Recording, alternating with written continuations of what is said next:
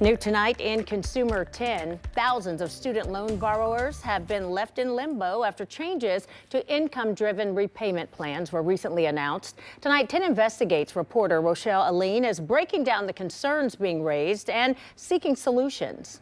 According to the Education Data Initiative, the average amount of student loan debt that folks are carrying is about $38,000. With the current pause on income-driven repayment plan applications, many are wondering what happens next. So we asked some experts.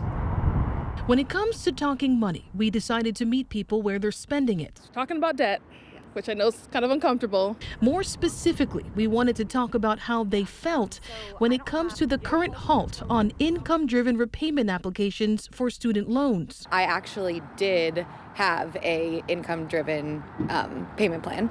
Sarah Marinelli says the freeze forced her to recalculate her budget so she can afford an anticipated jump in payments. Unfortunately, I just had to cut some fun expenses, which, you know, it stinks. What options does somebody have if they're in that situation? Going to the studentaid.gov website first and going to the student loan simulator. If you still think you can't make that payment, then you're going to have to look at a couple of things. Number one, your budget.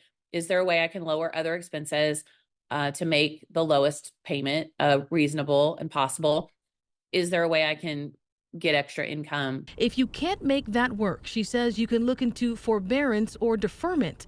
But she says what you shouldn't do is just stop paying. When you go delinquent, when you stop paying, you go delinquent. After 90 days, that's going to be reported on your credit report.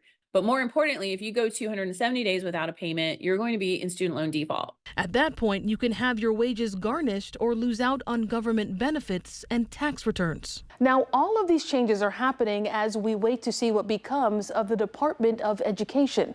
Earlier today, the president signed an executive order aimed at eliminating the Department of Education that facilitates many student loans.